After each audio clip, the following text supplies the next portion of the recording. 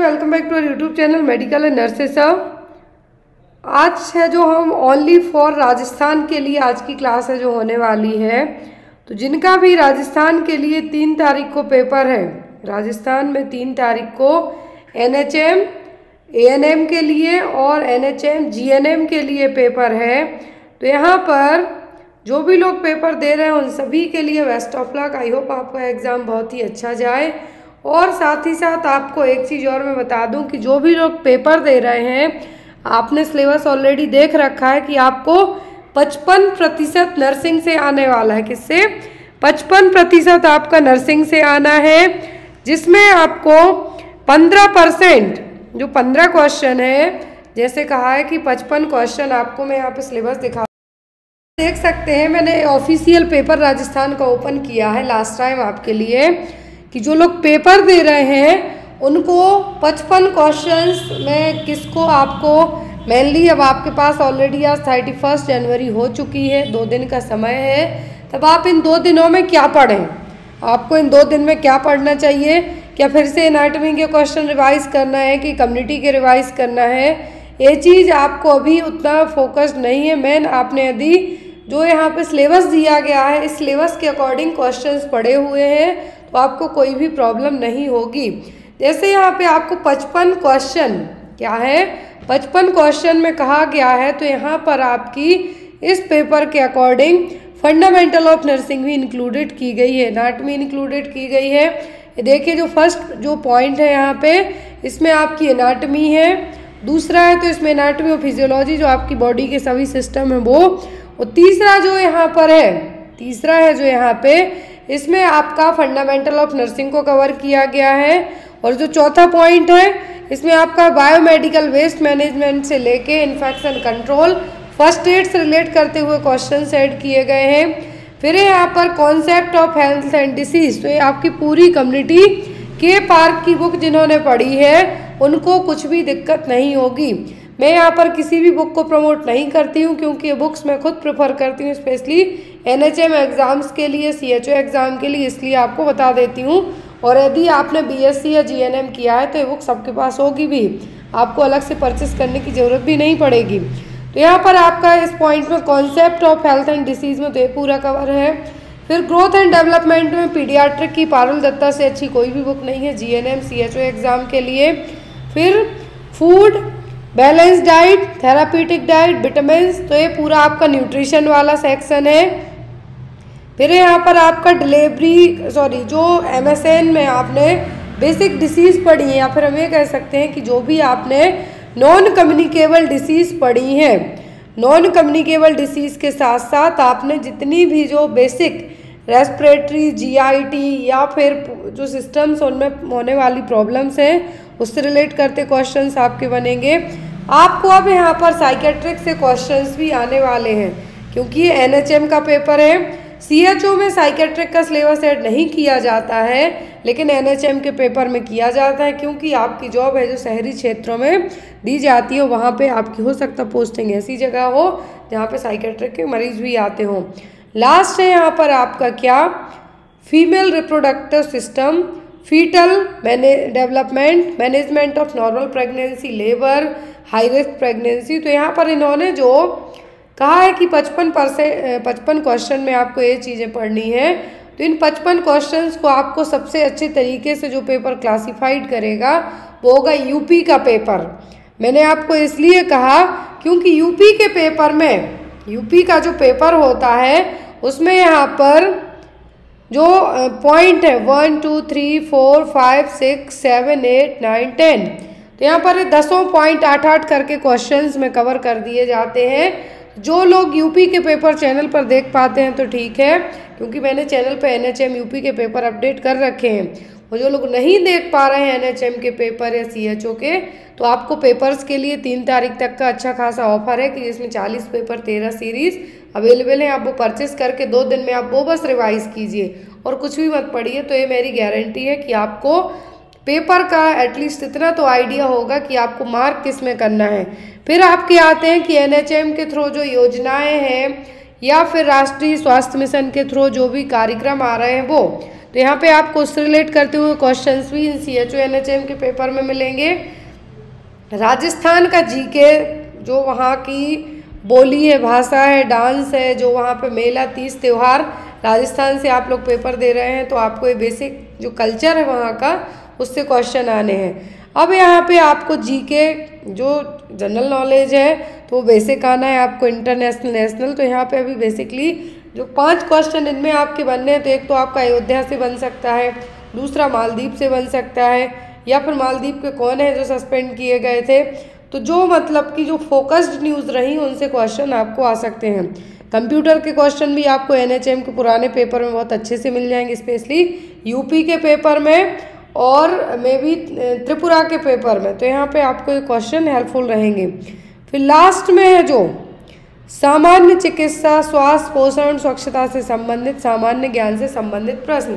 जो चीज़ें आपके चारों तरफ होती हैं, हेल्थ से रिलेट करती हूँ, उससे आपको क्वेश्चन आ सकते हैं।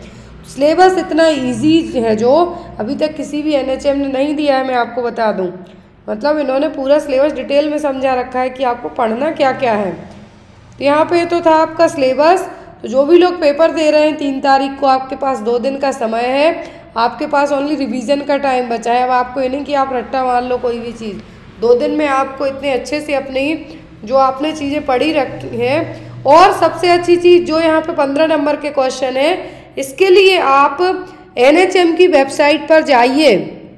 ये मैं आपको अपने पर्सनल एक्सपीरियंस से बता रही हूँ कि आपको कहीं भी NHM प्रोग्राम ढूंढने की ज़रूरत नहीं है। NHM की वेबसाइट पर जाइए, वहाँ पे आपको सभी प्रोग्राम्स मिल जाएंगे। NHM की वेबसाइट पर सभी प्रोग्राम मिल जाएंगे, वो भी डिटेल में मिलेंगे। तो यहाँ पे आपको वहाँ से अच्छे अच्छे चीज़ें हैं जो क्लियर हो सकती हैं। तो चलिए आज की क्लास को हम स्टार्ट करते हैं। तो यहाँ पर आज की क्लास का जो हमारा पहला क्वेश्चन है वो ये रहा, disease that occurs due to presence of excess nitrate in the drinking water is. कौन सी डिसीज है, क्या है, कौन सी डिसीज है जो पानी में यदि नाइट्रेट का अमाउंट ज़्यादा है उसके कारण होगी। Adams syndrome, blue baby syndrome, blueberry syndrome या फिर टर्नर सिंड्रोम। कौन सी प्रॉब्लम हो सकती है यदि पीने के पानी में नाइट्रेट का अमाउंट ज़्यादा है। तो यदि आपको फ्लोरीन का अमाउंट पूछा जाता है, कैल्शियम का पूछा जाता है, लेकिन यहाँ पे क्वेश्चन में क्या कहा गया है कि नाइट्रेट, क्या है, नाइट्रेट का अमाउंट ज़्यादा है। कौन सी प्रॉब्लम हो सकती है यदि पीने के पानी में नाइट्रेट ज़्यादा है, तो जो प्रॉब्लम होगी वो क्या होगी, ब्लू बेबी सिंड्रोम। क्या होगी, blue baby syndrome. Consuming too much of nitrate can affect how blood carry oxygen and can cause methaemoglobinaemia. Methaemoglobinaemia के लिए क्या कहा जाएगा, ब्लू बेबी सिंड्रोम। क्या है, ब्लू बेबी सिंड्रोम।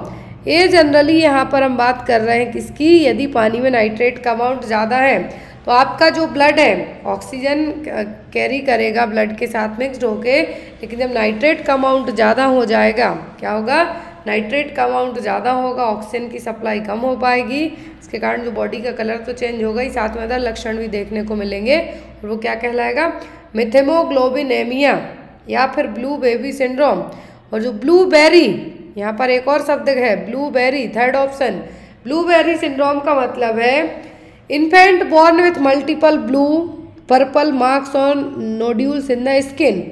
तो यहाँ पर या तो जो एक्स्ट्रा मेडुलरी एर्थ्रोपोइसिस या फिर ब्लड प्रोड्यूसिंग सेल्स जिसको हम कहेंगे, वो एक जगह क्लस्टर में आ जाए, गुच्छों में आ जाए।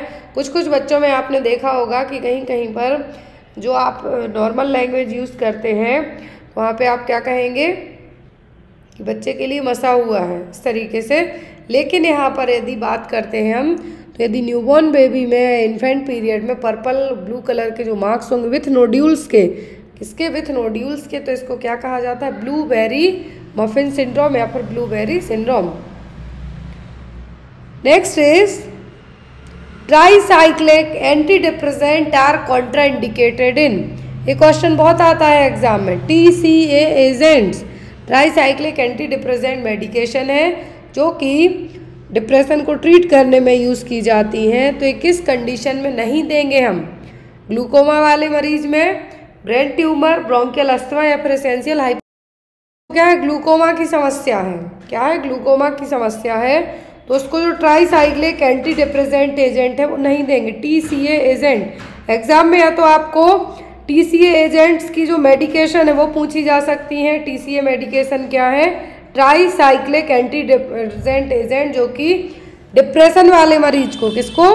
डिप्रेशन वाले मरीज को ट्रीट करने में यूज होते हैं। जिसमें से most of the drug use की कौन सी की जाती है? वो है इमिप्रामाइन। एक और क्वेश्चन आपको आता है कि इमिप्रामाइन, तो इमिप्रामाइन जिन बच्चों को या फिर 6 साल से ज़्यादा उम्र की बच्चों को एन्यूरिसिस की प्रॉब्लम होती है उनको भी इमिप्रामाइन दी जाती है। क्या है? इमिप्रामाइन दी जाएगी।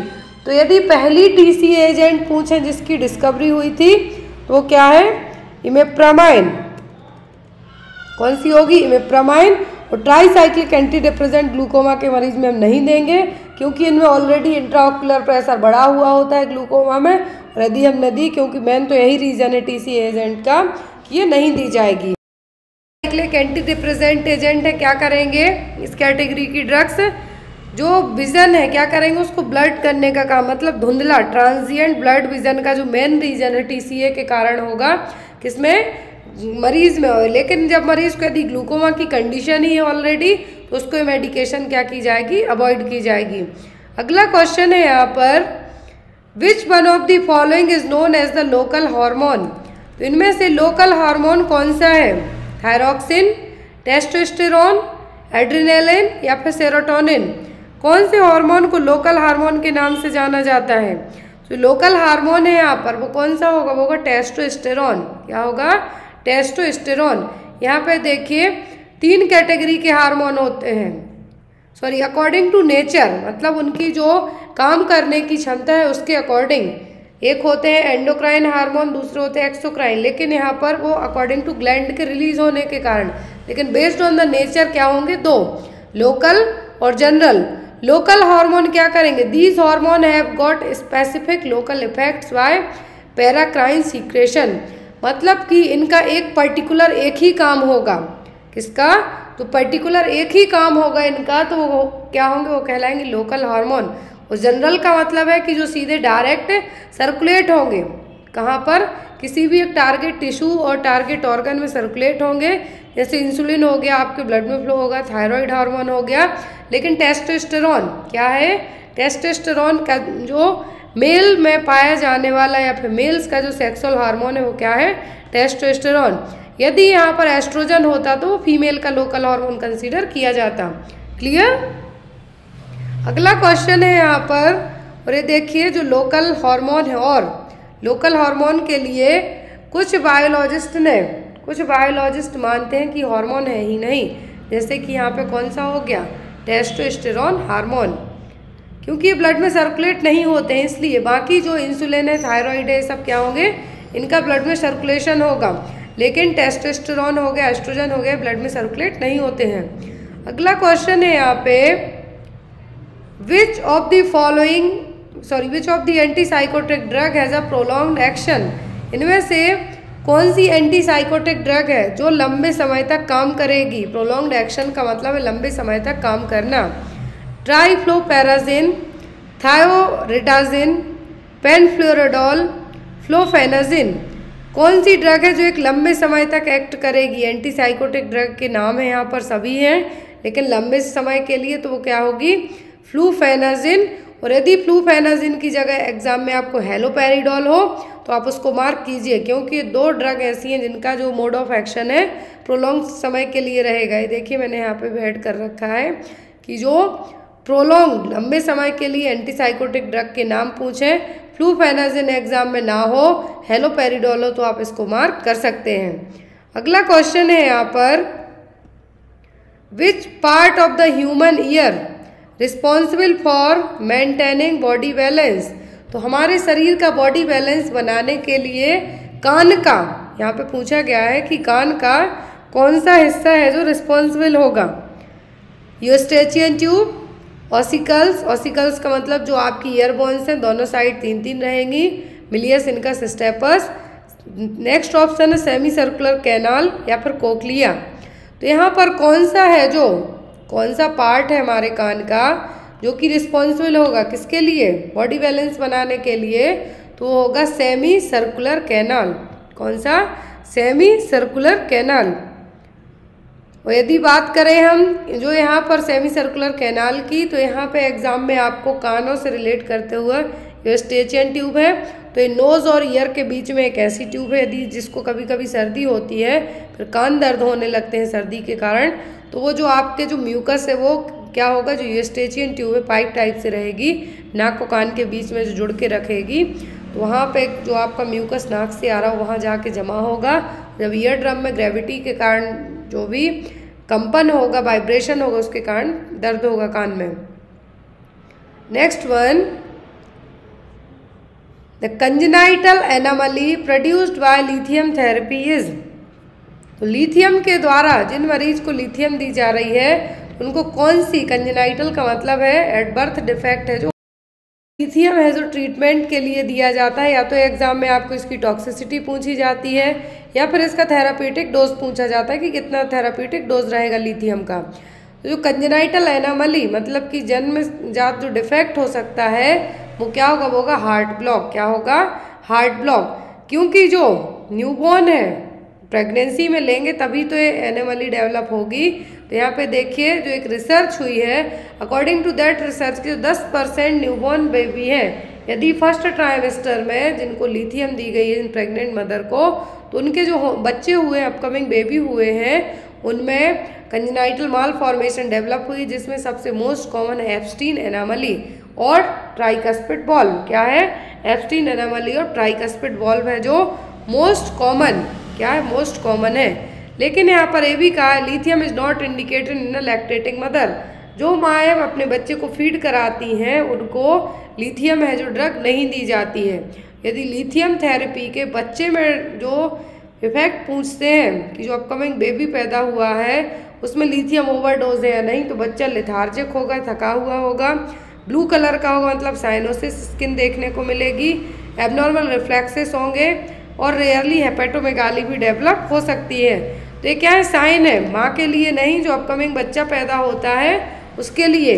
जो बेबी पैदा होगा जिस माँ ने प्रेगनेंसी के पहले ट्राइमेस्टर में, फर्स्ट ट्राइमेस्टर में क्या लिया है, लिथियम थेरेपी के थ्रू उसको ट्रीट किया गया है। अगला क्वेश्चन है यहाँ पर, this is not a function of insulin. तो इनमें से इंसुलिन का काम कौन सा नहीं है, डिक्रीजिंग ग्लाइकोजेनोलाइसिस, लिपोजेनेसिस, ग्लूकोनियोजेनेसिस या फिर ग्लाइकोजेनेसिस। इंसुलिन क्या काम नहीं करेगा, यहाँ पे पूछा है। इंसुलिन का काम कौन सा नहीं होगा, तो वो ग्लूकोनियोजेनेसिस। कौन सा, ग्लूकोनियोजेनेसिस। क्रोनिक रहे मतलब लॉन्ग टर्म तक रहे तो किसके थ्रू होगा, corynebacterium diphtheriae, intestinal parasites, candida albicans, mycobacterium tuberculi. अब यहाँ पर चारों ऑप्शन है और आपको पहचानना है कि क्रोनिक डायरिया के लिए कॉमनली कौन रिस्पॉन्सिबल होगा। तो कॉर्नीबैक्टीरियम डिप्थीरिया से क्या होगा, डिप्थीरिया होगा। कैंडिडा एल्बिकेंस जो कि एक फंगल इन्फेक्शन क्रिएट करेगा। फिर आता है माइकोबैक्टीरियम ट्यूबरक्लाई, तो माइकोबैक्टीरियम ट्यूबरक्लाई से क्या होगा, टीबी, ट्यूबरक्लोसिस डेवलप होगा, पॉजिटिव एजेंट है। अब बचते हैं इंटेस्टाइनल पैरासाइट्स। क्या हैं, इंटेस्टाइनल पैरासाइट्स जो कि मोस्ट कॉमन कॉज हैं किसके लिए, क्रोनिक डायरिया के लिए। जब यदि डायरिया मोर देन 14 डेज से ज़्यादा का हो जाता है तब हम उसको क्या कहते हैं, परसिस्टेंट डायरिया, एक टर्म है याद रखना है आपको। अब यहाँ पर सिम्टम आते हैं डायरिया के, सीवियरली और मॉडरेटली। तो यदि जो सीवियर डिहाइड्रेशन पूछते हैं तो इसमें सनकेन आइज होंगी यदि बच्चा प्रॉपरली ड्रिंक नहीं कर पाएगा। लेकिन यदि मॉडरेट टाइप का होता है तो बच्चा ड्रिंक करेगा, बहुत फास्ट इवन ड्रिंक करेगा। और जो स्किन है मेनली एग्जाम में आपको सनकेन आइज आता है और पानी पीने के लिए कहा जाता है कि जो सीवियरली डिहाइड्रेट बच्चे होंगे वो ईगरली पानी नहीं पी पाएंगे। और आता है स्किन गोज पिंक बैकवर्ड, तो स्किन बहुत स्लो है जो बैकवर्ड होगी, तो एक स्किन सीवियर के। तो आपको यहाँ पर अकॉर्डिंग टू दैट क्वेश्चन मेरा कहना यही है कि आपको डायरिया से जो भी क्वेश्चन बनते हैं आपको अपने क्लियर करके रखना है। Next one is which of the following symptoms be an early indicator of hypoxia in unconscious patient. तो हाइपोक्सिया का मतलब क्या होता है, टिश्यूज में ऑक्सीजन की कमी होना। अब अर्ली इंडिकेटर पूछा है, पेशेंट अनकॉन्शियस है तो क्या होगा, साइनोसिस, डिक्रीज्ड रेस्पिरेशन, रेस्टलेसनेस या फिर hypotension. Early that means patient unconscious है और उसमें के जो टिश्यूज हैं उसमें और ऑक्सीजन की कमी हो रही है, तो जो सिम्टम होगा वो क्या होगा, तो वो होगा restlessness.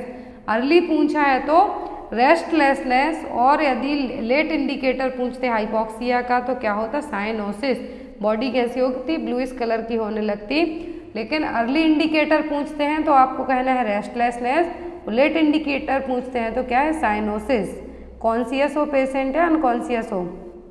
Next one is which of the sign and symptom would be an early indication that the patient serum potassium level is below usual. तो इनमें से आपको बताना है कि पेशेंट का यदि सीरम पोटेशियम लेवल जो नॉर्मल वैल्यू है उससे कम हो जाता है, क्या साइन आपकी बॉडी शो करेगी। Sticky mucous membrane, diarrhoea, muscle weakness in the legs या फिर टिंगलिंग इन द फिंगर्स। तो जब सीरम पोटेशियम लेवल ब्लड में कम हो जाएगा नॉर्मल रेंज से, तो आपकी बॉडी क्या साइन है जो देखने को मिलेंगे।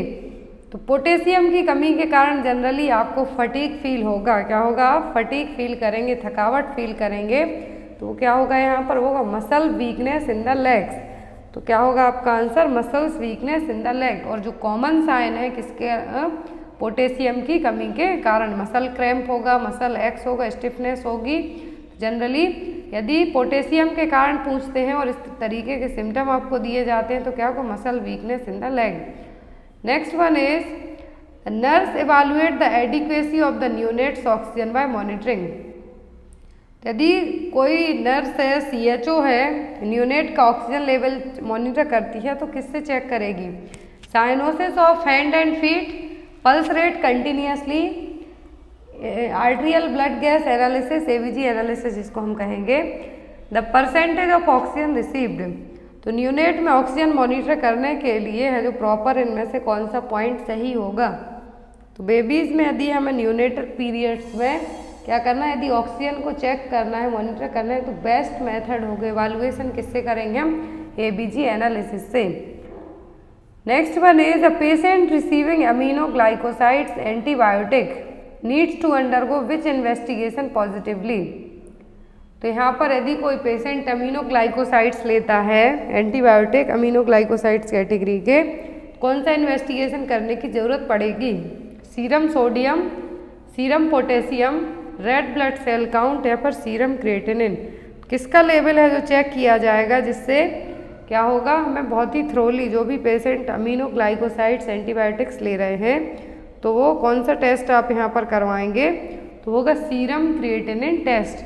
क्या होगा, सीरम क्रिएटिनिन टेस्ट है जो कि यहाँ पर आपकी लिए चेक किया जाएगा, क्योंकि जितनी भी एंटीबायोटिक्स होती हैं जनरली क्या होती हैं पूरी, और एंटीबायोटिक्स के अलावा अदर मेडिकेशन भी कहाँ से, पूरी बॉडी से एक्सक्रीट होती हैं, किडनी से। तो इसीलिए कौन सा टेस्ट करवाया जाता है, सीरम क्रिएटिनिन। नेक्स्ट है यहाँ पर the rule of 9 in patient with burn helps to assess. तो रूल ऑफ 9 सबको पता है कि बर्न पेशेंट में यूज़ किया जाता है, पूरे टोटल बॉडी सरफेस एरिया को यहाँ पे बताया जाता है। तो यहाँ पर आपका आंसर क्या होगा, the amount of body surface burn, rehabilitation needs, ventilatory assistance needs, type of intravenous infusion required. तो रूल ऑफ 9 है जो बर्न पेशेंट में किस तरीके से हेल्प करेगा, किसको असिस्ट करने में, कि बॉडी का कितने परसेंट, क्या है कि बॉडी का कितने परसेंट एरिया बर्न हुआ है। तो यहाँ पर आप किसको मार्क करेंगे, the amount of body surface burn. क्या है यहाँ पर, the amount of body surface burn है जो कि रूल ऑफ 9 में बताया जाएगा। अब यहाँ पर यदि आपको फ्लूइड प्लेस करने के लिए, फिर फ्लूइड इन्फ्यूज़ करने के लिए कहा जाता है बर्न पेशेंट में, तो जो फॉर्मूला यूज़ करते हैं हम वो क्या कहलाता है, पार्कलैंड फार्मूला। एग्जाम में क्वेश्चन आता है इसलिए मैंने यहाँ पर बताया। तो रूल ऑफ 9 में यदि आपको क्या होता है, रूल ऑफ 9 में आपको या तो हेड का एरिया पूछ सकते हैं कितने परसेंट में रखा जाएगा, पेरिनियम पूछते हैं तो पूरी बॉडी में पेरिनियम बस जो एरिया है उसको 1% कैलकुलेट किया जाता है। पार्कलैंड फार्मूला क्यों यूज़ किया जाता है, जो बर्न पेशेंट हैं उनमें फ्लूइड को रिप्लेस करने के लिए। तो यहाँ पर जो फार्मूला है वो क्या है, volume of Ringer lactate equal to 4 ml into total body surface area, that means कितने परसेंट बॉडी का पार्ट बर्न हुआ है, इनटू वेट जो कि किलोग्राम में होगा। तो फर्स्ट 8 आवर में हाफ फ्लूइड रिप्लेस किया जाएगा। नेक्स्ट 16 आवर में हाफ फ्लूइड है जो रिप्लेस किया जाएगा। Next one is catgut is made from intestine of. तो जो कैटगट सूचर हैं किससे बने होते हैं? डोमेस्टिक कैट से, वाइल्ड कैट से, सीप से या फिर हॉर्स से। तो कैटगट होते हैं किसके बने हुए होते हैं? सीप से। किससे बनते हैं? जो कैटगट सूचर हैं जनरली जो प्रोटियोलाइटिक टाइप के एंजाइम होते हैं उनके थ्रू बनते हैं, लेकिन ये बनते किससे हैं? सीप से। तो यहाँ पर आपका आंसर क्या होगा? सीप। और क्या होते हैं? 90 दिनों के अंदर पूरी बॉडी में प्रॉपर तरीके से एब्जॉर्ब हो जाते हैं। Next one is A nurse performed the assessment of patient posted for cesarean section delivery. Which assessment would indicate the need to contact the doctor? तो यहाँ पर आपकी ड्यूटी है जो कहाँ पर लगाई गई है? एक सिजेरियन सेक्शन डिलीवरी हुई है तो आप उस पेशेंट को असेस करते हैं। तो आफ्टर दैट आप कॉन्टैक्ट को क्या चीज़ है जो बताएंगे कि कौन सा पॉइंट है यहाँ पर जो आपको डायरेक्ट डॉक्टर को इन्फॉर्म करना है। Haemoglobin of 11 gram, foetal heart rate 180 beat per minute, maternal pulse of 84 beat per minute, white blood cell of 12.003 mm3। तो यहाँ पर किस केस में आप डॉक्टर को इमीडिएटली इन्फॉर्म करेंगे? तो वो होगा यहाँ पर फीटल हार्ट रेट, क्योंकि जो नॉर्मल फीटल हार्ट रेट होती है 120 to 160 तक।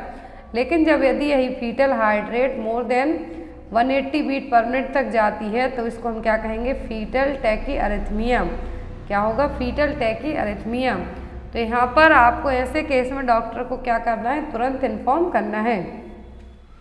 Next one is a patient is suspected to have hepatitis, which diagnostic test will confirm the diagnosis. तो यहाँ पर हेपेटाइटिस है जो किसी पेशेंट को डाउट है कि उसको है, बट यहाँ पर कौन सा टेस्ट होगा जिससे आप पता करेंगे कि सही में हेपेटाइटिस है या नहीं? तो ऑप्शन में elevated haemoglobin level, elevated serum bilirubin level, elevated blood urea nitrogen level या फिर डिक्रीज इरिथ्रोसाइट सेडिमेंटेशन रेट। तो यहाँ पर हेपेटाइटिस के लिए कंफर्मेटरी टेस्ट क्या होगा? तो होगा बिलिरुबिन। क्या होगा? Bilirubin test. तो वो क्या होगा? Elevated serum bilirubin level. Next one is fumigation with formalin vapour is commonly used to sterilise and disinfect. तो फ्यूमिगेशन किया जाता है फॉर्मेलिन वेपर से जनरली डिसइंफेक्शन के लिए और स्टरलाइजेशन के लिए। तो कहाँ पर होता है? ऑपरेटिंग रूम में, स्क्रबिंग रूम में, नर्सिंग रूम में या फिर स्टरलाइजेशन रूम में। तो जो फ्यूमिगेशन किया जाता है रोडेंट्स को मारने के लिए, एग्जाम में क्वेश्चन आता है फ्यूमिगेशन क्यों किया जाता है? रोडेंट्स के लिए। तो यहाँ पर एक कहाँ पर होता है? ओटी में, ऑपरेशन थिएटर में। इस तरीके से मशीन है जिससे किया जाता है। मशीन आपको एग्जाम में दे के पूछ सकते हैं कि है क्या। नेक्स्ट वन इज स्टेटस है, किसको मेजर करने के लिए यूज किया जाता है? Level of residual chlorine, hardness of water, chlorine demand of water या फिर नन ऑफ द अबव। तो जो हार्डनेस, जो हॉरोक्स एपरेटस है किसके लिए यूज किया जाता है? क्लोरीन डिमांड ऑफ वाटर के लिए। इस तरीके से जो यहाँ पर इमेज में दिख रहा है क्या? हॉरोक्स एपरेटस है। पानी में कितनी क्लोरीन की जरूरत है उसको मेजर करने के लिए यूज किए जाते हैं। Next one is measures taken to stop the progress of disease is called which kind of prevention. That means disease already हो चुकी है लेकिन उसकी प्रोग्रेस को हमें रोकना है, तो कौन सा प्रिवेंशन कहलाएगा? प्राइमरी, सेकेंडरी, टर्सरी या फिर नन ऑफ द अबव। तो प्राइमरी में आप हेल्थ एजुकेशन इम्यूनाइजेशन से है जो प्रिवेंटिव मेजर अपनाएंगे वो क्या होगा? प्राइमरी। फिर जब हो जाएगी डिसीज, कोई भी डिसीज या प्रॉब्लम, देन आफ्टर आप उसके कॉम्प्लिकेशन है जो डेवलप नहीं होने देना चाहेंगे या फिर उसको प्रिवेंट करेंगे कॉम्प्लिकेशन होने से, तो क्या होगा? सेकेंडरी। लेकिन जब यही डिसीज होकर कॉम्प्लिकेशन बना चुकी है ऑलरेडी आपकी बॉडी में और उसकी जो ट्रीटमेंट के चांसेस हैं वो सभी वो किस में आएंगे? टर्सरी प्रिवेंशन में। Next one is what is the intermediate tyre of the Panchayati Raj system called. तो यहाँ पर मैंने एक ट्रायंगल शेप में आपको बताया था कि जो इंटरमीडिएट टायर क्या होगा पंचायती राज सिस्टम का? पंचायत समिति, जिला परिषद, ग्राम सभा या फिर ऑल ऑफ दी अबव। तो इंटरमीडिएट टायर क्या होगा यहाँ पर? पंचायत समिति। Next one is Mrs. Preeti, 22-year-old lady, delivered a premature baby. Which of the following medication is useful for the newborn baby. तो यहाँ पर ड्रग ऑफ चॉइस का क्वेश्चन है। यदि कोई 22 साल की लेडी ने प्रीमेच्योर बेबी को बिफोर 37 कंप्लीटेड वीक के डिलीवर किया है तो उसके बेबी के लिए कौन सी मेडिसिन यूजफुल होगी? ऑक्सीटोसिन, रेनिटिडिन, डेक्सामेथासोन या फिर टेस्टोस्टेरोन। तो यहाँ पर कौन सी मेडिसिन उसके बेबी के लिए हेल्पफुल होगी? तो वो होगी यहाँ पर डेक्सामेथासोन। क्या करेगी? ये प्रीमेच्योर बेबी हुआ है तो लंग मैच्यूरेशन में हेल्प करेगी। तो यहाँ पर क्या करेगी? ये मेडिसिन का काम क्या होगा? बेबीज की लंग मैच्यूरेशन में बेटामेथासोन और डेक्सामेथासोन क्या करेगा? हेल्प करेगा। Next one is A 2-year-old male child has following manifestation। एक 2 साल का बच्चा है, सिम्टम है, ध्यान से देखिए। Chest indrawing, wheezing and fever, which will be the most appropriate group of drug for the child. तो यहाँ पर फीवर है, बीजिंग साउंड आ रहा है, चेस्ट एंड्रॉइंग है, तो कौन सी मेडिसिन देंगे? ऑप्शन में एंटी कन्वल्सिव, डाययूरेटिक, एंटीबायोटिक या फिर एनाल्जेसिक्स। तो ऐसे केस में फीवर है, दैट मीन्स क्या? इन्फेक्शन भी डेवलप हुआ है, बीजिंग है, चेस्ट एंड्रॉइंग है। तो इस तीनों साइन किसके हैं? क्लासिकल साइन है, तीनों क्लासिकल साइन है निमोनिया के। मेडिसिन कौन सी दी जाएगी यहाँ पर? Antibiotic. Next one is in period of growth and development which is a embryo period. तो यहाँ पर पीरियड ऑफ ग्रोथ और डेवलपमेंट में एम्ब्रियो पीरियड किसको कहा जाएगा? 0 से 14 दिन तक, 14 दिन से 8 वीक तक, 8 वीक से 38 वीक तक या फिर नन ऑफ द अबव। तो ग्रोथ और डेवलपमेंट के पीरियड में एम्ब्रियो और फीटल 2 अलग अलग स्टेज होती हैं। तो एम्ब्रियो पीरियड कब कहलाता है? 14 डेज टू 8 वीक्स। कितना होगा? 14 डेज टू 8 वीक तक का। जाइगोट होगा 0 से 14 दिन तक, एम्ब्रियो 14 दिन से 8 वीक तक और फीटस होगा 8 वीक से लेकर at the time of birth. फिर आता है पोस्ट नेटल पीरियड। तो पोस्ट नेटल पीरियड में early neonate, late neonate, infant, toddler, pre school, school age and adolescent है जो इंक्लूड होंगे। यदि WHO के अकॉर्डिंग एज पूछ ली जाती है एडोलेसेंट एज ग्रुप की तो कितनी होती है? 10 से 19 साल तक। Next one is which of the following is a zoonosis और जूनोटिक डिसीज। तो जूनोटिक डिसीज का मतलब होता है ऐसी डिसीज जो इन्फेक्टेड एनिमल से ह्यूमन में डेवलप हुई हों। तो जूनोटिक डिसीज इनमें से कौन सी है? रेबीज, मलेरिया, एड्स या फिर टाइफॉइड। तो यहाँ पर जो जूनोटिक डिसीज है वो कौन सी है? तो वो यहाँ पर रेबीज, क्योंकि इन्फेक्टेड एनिमल के बाइट करने के कारण होगी, लिकिंग करने के कारण होगी। तो रेबीज क्या होगी यहाँ पर? एक zoonotic disease. Next one is government of India adopted national nutritional policy in. Government of India ने नेशनल न्यूट्रिशनल पॉलिसी को कब अडॉप्ट किया था? 1997, 1996, 1965 या 1993। तो गवर्नमेंट ऑफ इंडिया ने जो नेशनल न्यूट्रिशनल पॉलिसी है इसको कब अडॉप्ट किया था? 1993 में। नेक्स्ट है यहाँ पर excess administration of the following vitamin is based because it is not stored in the body and gets excreted. तो यहाँ पर आपको बताना है कि कौन सा विटामिन है जिसको यदि हम ज़्यादा भी बॉडी में एडमिनिस्टर कर देते हैं लेकिन बॉडी उसको स्टोर नहीं करेगी और बॉडी है जो क्या कर देगी? एक्सक्रीट कर देगी। Vitamin A, vitamin B complex, vitamin K या फिर विटामिन डी। तो विटामिन ए, डी, ई के ये सभी क्या फैट सॉल्युबल विटामिन है और इनको बॉडी स्टोर करके रख लेगी। लेकिन जो vitamin B complex, vitamin C के विटामिन है इनको हमारी बॉडी स्टोर करके नहीं रख सकती। इसीलिए इसका आंसर आपका क्या होगा? Vitamin B complex. Next one is symptoms like cheilosis, glossitis, red and shining lips, inflammation and burning eye and scrotal dermatitis indicate deficiency of. तो इतने सारे यहाँ पर साइन बताए हैं डिसीज के। चिलोसिस है, ग्लोसाइटिस है, रेड एंड शाइनिंग लिप्स हैं, इन्फ्लामेशन है, बर्निंग आई है। तो ये किसके सिम्टम है?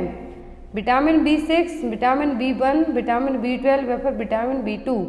तो यहाँ पर जितने भी साइन सिम्टम है ये सब किसके हैं? राइबोफ्लेविन और विटामिन B2 के। किसके? राइबोफ्लेविन और विटामिन B2, जिसके कारण स्किन डिसऑर्डर होगा, एडिमा होगा माउथ थ्रोट में। तो यहाँ पर आपका जो करेक्ट आंसर होगा वो क्या होगा? B2। Next one is which of the following medication order is immediately and only once administration. कौन सी मेडिकेशन जिसका हम क्या कहेंगे कि एक बार में इमरजेंसी में दी जाएगी और एक ही बार दी जाएगी, उसको हम क्या कहेंगे? PM order, single order, state order या फिर स्टैंडिंग ऑर्डर। तो यदि कोई कोई ऐसी लाइफ सेविंग मेडिसिन होती हैं वो एक ही बार बस दी जाती हैं तो उनके लिए क्या कहा जाता है, स्टेट ऑर्डर। क्या कहलाएंगी वो, stat order. Next one is a patient is admitted to the emergency department with severe pain, physician advise him injection morphine 2 mg IV stat, nursing officer should assist for. यदि patient को क्या दिया जा रहा है, इमरजेंसी में morphine दिया जाता है, ऐसे केस में आप क्या चेक करेंगे, बीपी, टेम्परेचर, पल्स या फिर रेस्पिरेटरी रेट। तो ये क्या करेगा, मॉर्फिन क्या करता है, जो रेस्पिरेटरी डिप्रेशन का मोस्ट कॉमन कारण बनेगा जिसके कारण रेस्पिरेटरी अरेस्ट हो सकता है। तो जो चीज़ यहाँ पर मेजर की जाएगी वो क्या होगी, respiratory rate. Next one is fumigation of laboratory is done to kill. Laboratory में यदि फ्यूमिगेशन किया जाता है फ्यूमिगेटर मशीन से तो ये क्यों किया जाता है, बैक्टीरिया के लिए, रोडेंट्स के लिए, वायरस के लिए, फिर फंगल के लिए।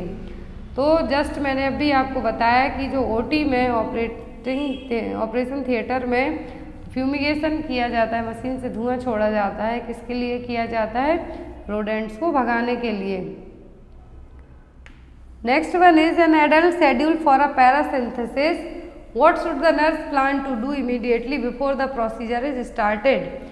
तो पैरासिंथेसिस होने के पहले एज अ नर्स आप क्या चीज़ें हैं जो नोट डाउन करेंगे कोई प्रोसीजर होने के पहले और पैरासिंथेसिस प्रोसीजर होने के पहले। Administer the diazepam, ask the client to his bowels, have the client empty his और हर ब्लैडर या फिर give him a glass of water.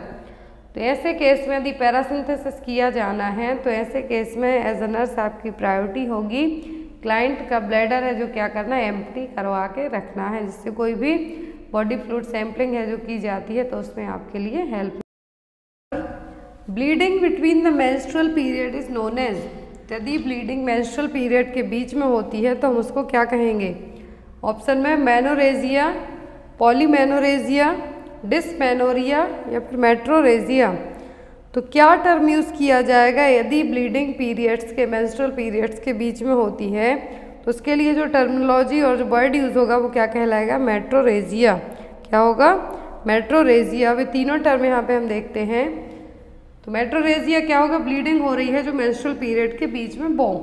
फिर आता है मेनोरेजिया, मेट्रोरेजिया मेनोरेजिया अलग है। तो मेट्रोरेजिया का मतलब क्या है, जो नॉर्मल मेंस्ट्रुअल साइकिल उसके बीच में ब्लीडिंग होती है तो मेट्रोरेजिया। लेकिन मेनोरेजिया का मतलब है कि हैवी और प्रोलॉन्ग्ड वेजाइनल ब्लीडिंग होती है विद मेंस्ट्रुअल साइकिल के। मेट्रोरेजिया का मतलब जो ब्लीडिंग मेंस्ट्रुअल पीरियड में हो रही है वो, लेकिन हैवी वेजाइनल ब्लीडिंग होना क्या है, मेनोरेजिया। पॉलीमेनोरेजिया जो कि क्या है, मेंस्ट्रुअल साइकिल के बीच में, मतलब या फिर हम ये कह सकते हैं बार बार पीरियड्स आना या फिर मंथ में 2 बार 3 बार तक पीरियड्स का आना। डिसमेनोरिया का मतलब होता है painful menstruation. Next one is correct regarding semen collection include. तो सीमेन कलेक्शन के लिए सही पॉइंट यहाँ पर क्या है, provide a fresh sample, patient can continue with sexual activities, no need of any abstinence, sample should be refrigerated या फिर ऑल ऑफ दी अबव। तो यदि सीमेन कलेक्ट करते हैं सैम्पलिंग के लिए तो आपका जो सही पॉइंट है वो क्या होगा कि फ्रेश सैंपल प्रोवाइड करवाना। कुछ केस में सेक्सुअल एक्टिविटी एब्सिस्टेंट की जाती हैं तो यहाँ पर इसीलिए आपका जो राइट आंसर होगा वो क्या होगा, फ्रेश सैंपल प्रोवाइड करवाना। Next and most important question हर एक एग्जाम में आता है, which of the following terms refers to weakness of both legs and lower part of the trunk. तो यदि बोथ लेग मतलब कि दोनों पाँव और जो लोअर पार्ट है ट्रंक के नीचे का, एब्डोमेन के नीचे का लोअर पार्ट है, वहाँ पर वीकनेस होना क्या कहलाएगा, पैराप्लेजिया, क्वाड्रीप्लेजिया, हेमीप्लेजिया या फिर टेट्राप्लेजिया। चारों टर्मिनोलॉजी देखिए कि वीकनेस ऑफ बोथ लेग, दोनों पैर और लोअर पार्ट है जो ट्रंक के नीचे का, उसमें वीकनेस होना है क्या कहलाएगा, पैराप्लेजिया। क्या कहलाएगा, पैराप्लेजिया। और डाइप्लेजिया जिसमें लोअर बॉडी पार्ट दोनों लेग अफेक्ट है। हेमीप्लेजिया में सिंगल पोर्शन अपर हेड से लेके राइट साइड का सेक्शन जिसमें हाथ और एक साइड का पैर अफेक्ट होगा, और या फिर जो पैराप्लेजिया पूछते तो लोअर बॉडी पार्ट। मोनोप्लेजिया पूछते तो ओनली एक हाथ हो सकता है या फिर एक पैर हो सकता है, सिंगल और टेट्राप्लेजिया का मतलब दोनों हाथ पैर लोअर अपर पूरी बॉडी में क्या होना, वीकनेस का होना। Next one is inability to speak और understand the spoken word is known as. तो जो चीज़ आपके सामने बोली जा रही है उसको ना समझ पाना क्या कहलाएगा, ना तो बोल पा रहे हैं आप, ना ही उसको समझ पा रहे हैं स्पोकन वर्ड्स को, तो ये क्या कहलाएगा, एग्नोसिया, एफासिया, एप्रैक्सिया या फिर इंसोम्निया। तो यहाँ पर जो आपका करेक्ट आंसर है वो क्या होगा, इनएबिलिटी टू स्पीक और अंडरस्टैंड, जो बोला जा रहा है या फिर जो आपको समझ में नहीं आ रहा है तो क्या है वो एफासिया। एग्नोसिया का मतलब होता है किसी भी ऑब्जेक्ट, पीपल, पर्सन को ना पहचान पाना, loss of ability to identify objects और पीपल। एप्रैक्सिया का मतलब होता है कि एक मोटर डिसऑर्डर है जिसमें जनरली पर्सन को कुछ भी चीज़ें मूवमेंट करने में जो प्रॉब्लम होगी वो क्या कहलाएगा, apraxia. Next one is immediate care of newborn baby after delivery is all except. तो न्यूबॉर्न बेबी को डिलीवरी के बाद सभी केयर दी जाएंगी किसी एक को छोड़कर। Baby should keep lower than the uterus, suctioning, clean the eyelets, bath the baby. तो न्यूबॉर्न बेबी को इमीडिएटली केयर में क्या दिया जाता है, बेबी को सक्शनिंग की जाती है, आईलेट्स क्लीन किए जाते हैं, वार्म रखा जाता है बेबी को, लेकिन बेबी को तुरंत जो बाथ नहीं दिया जाता। ये बेस्ड ऑन जो हॉस्पिटल के प्रोटोकॉल्स उसके अकॉर्डिंग होता है, बट मेनली आफ्टर 24 आवर के बाद ही हम बात है जो दे सकते हैं। तो यहाँ पर सक्शनिंग की यदि बात होती है तो सक्शनिंग कैसे की जाती है, फर्स्ट माउथ देन नोज, जिससे हम एस्पिरेशन को प्रिवेंट कर सकते हैं। फिर आती है आईलेट्स को क्लीन करने की, तो ड्राई कॉटन है जो स्टेराइल स्वैप से हम क्लीन कर सकते हैं, जो कि मीडियल टू लेटरल क्या करना है, मीडियल टू लेटरल साइड करना है। अम्बिलिकल कॉर्ड को हमें कट करना है, कब कट करना है, 2 से 3 मिनट के बाद, जब तक पल्सेशन है जो स्टॉप ना हो जाए। ये क्वेश्चन एग्जाम में आते हैं, इमीडिएट बेबी की केयर के क्वेश्चन है। Next one is Which action should the nurse implement to prevent aspiration in patient who is experiencing seizures in bed? तो यहाँ पर आप पेशेंट को एस्पिरेट करने से, कुछ भी चीज़ एस्पिरेट करने से कैसे बचा सकते हैं यदि पेशेंट को सीजर्स आ रहे हैं, फिट्स आ रहे हैं। तो ऑप्शन में elevate the head, लूजन the restrictive clothes, position the client on the side with head फ्लैक्स्ड forward, या फिर use the tongue depressor with the teeth.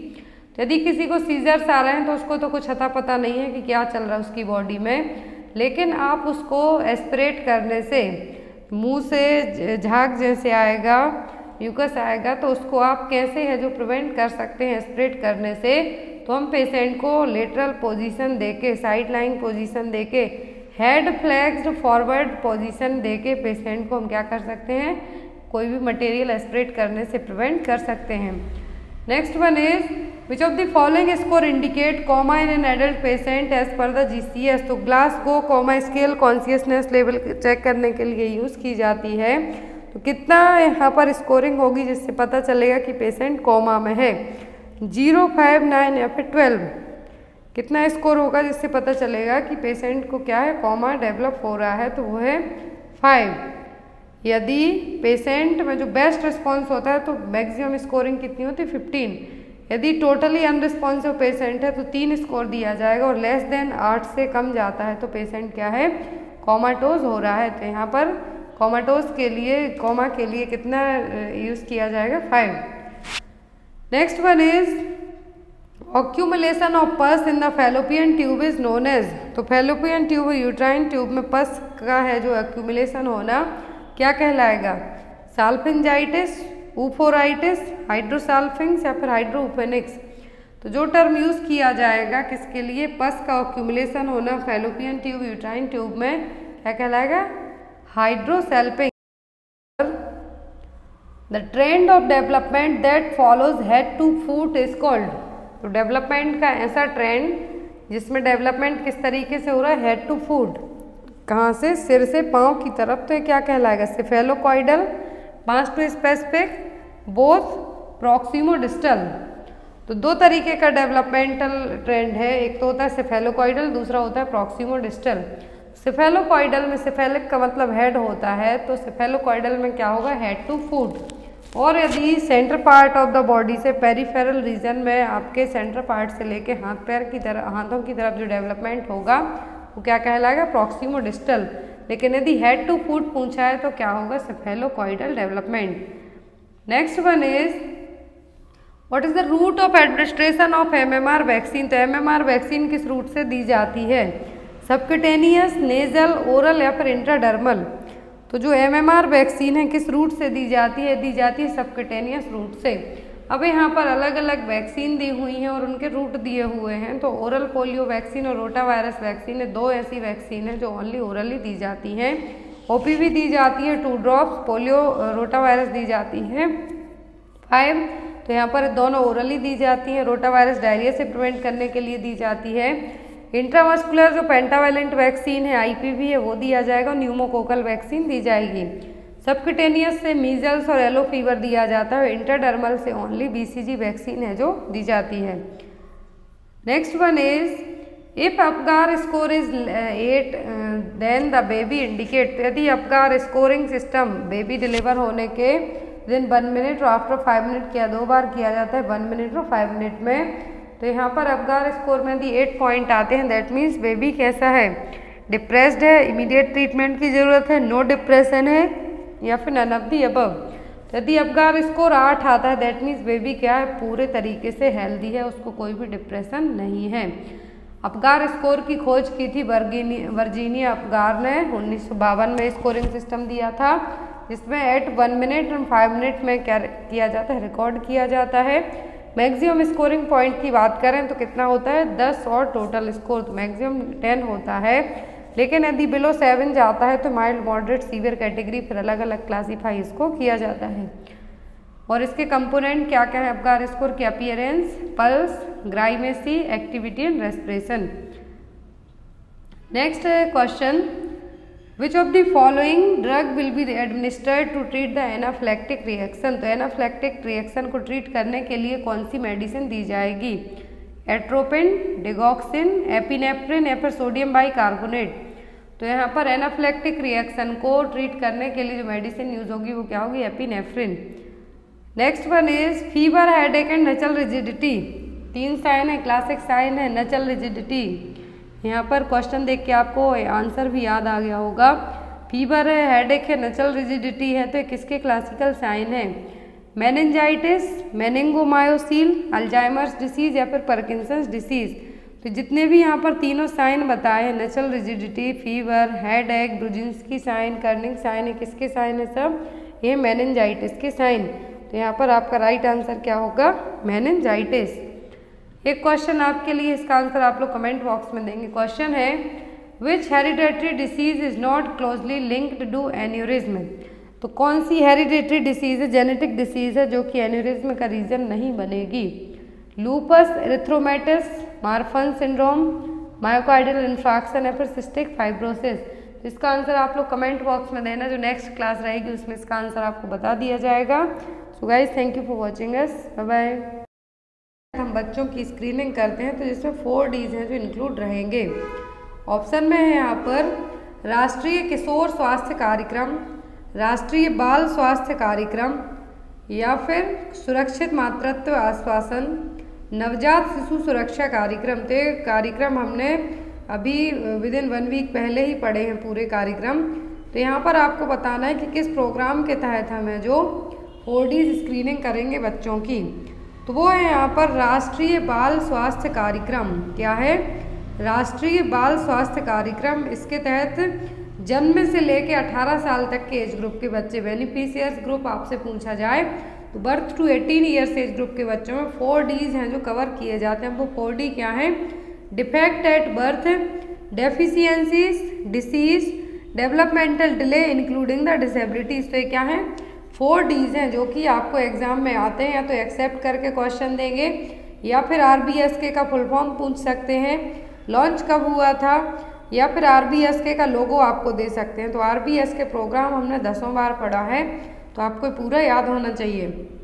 तो राष्ट्रीय बाल स्वास्थ्य कार्यक्रम के beneficiaries birth to 18 years age group तक के बच्चे हैं। इसमें 4 Ds के तहत जो defect at birth, deficiency, developmental delay जो 4 डीज हैं जो इंक्लूड होते हैं, वो फुल फॉर्म क्या है, राष्ट्रीय बाल स्वास्थ्य कार्यक्रम। पूरे प्रोग्राम हमने पढ़े हैं, चारों प्रोग्राम। यहाँ पर आपको चारों प्रोग्राम है जो अपने क्लियर करके रखना है। राष्ट्रीय किशोर स्वास्थ्य कार्यक्रम, RBS के सुरक्षित मातृत्व आश्वासन और नवजात शिशु सुरक्षा कार्यक्रम।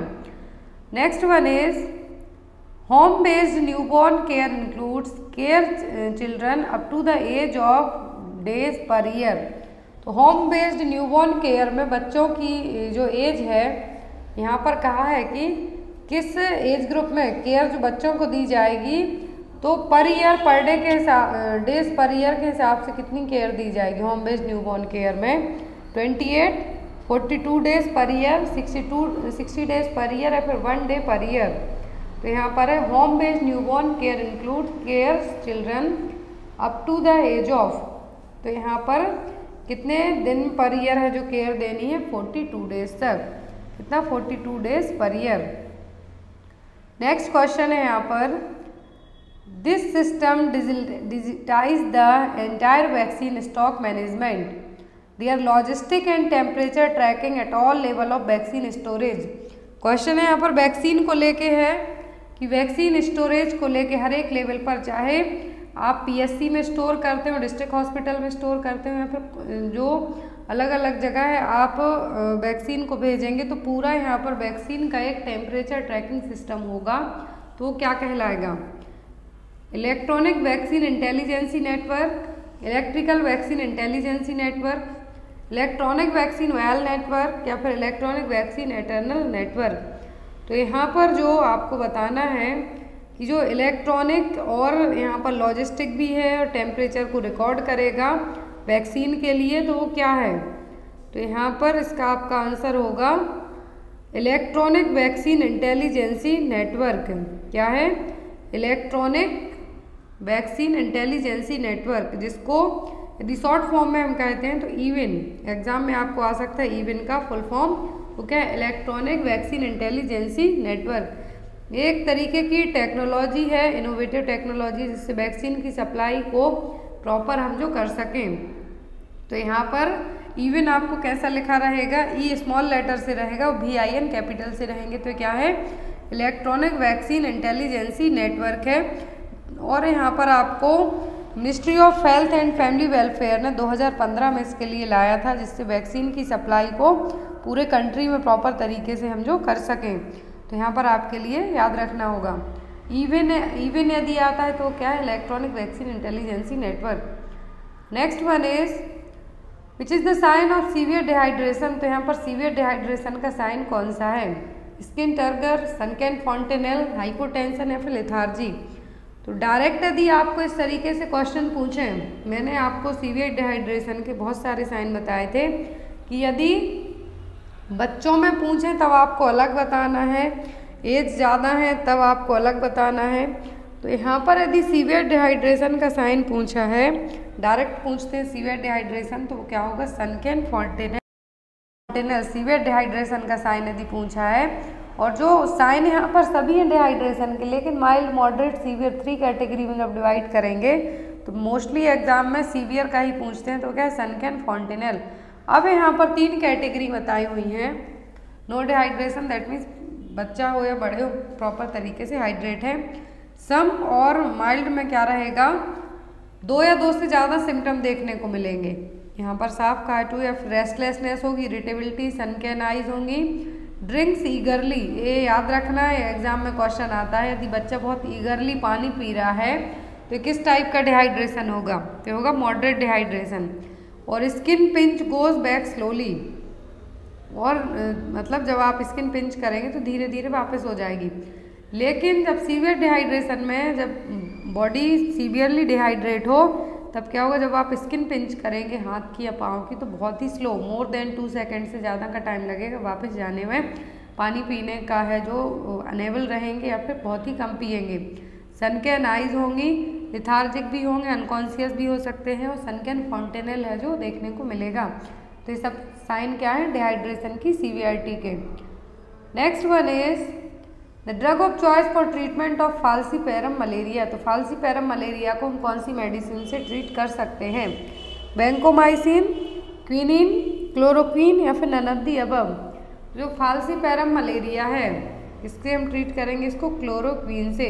क्लोरोक्वीन के साथ एग्जाम में आपको आता है कि कौन सा है जो सॉल्यूशन दे सकते हैं हम, तो वो ग्लूकोज। याद रखना है आपको, क्लोरोक्वीन के साथ है जो जनरली डॉक्टर क्या देते हैं, glucose. Next one is population at block level. Question देखिए ध्यान से, थोड़ा सा क्वेश्चन चेंज किया गया है। तो यहाँ पर क्वेश्चन है पॉपुलेशन एट ब्लॉक लेवल, तो ब्लॉक लेवल पर कितनी पॉपुलेशन होगी। 50 village 1000 population, 100 village 10,000 population, 1000 village 1 lakh population, 100 village 10 lakh population, sorry 1 lakh population. तो यहाँ पर आपको बताना है कि ब्लॉक लेवल पर कितनी पॉपुलेशन होगी।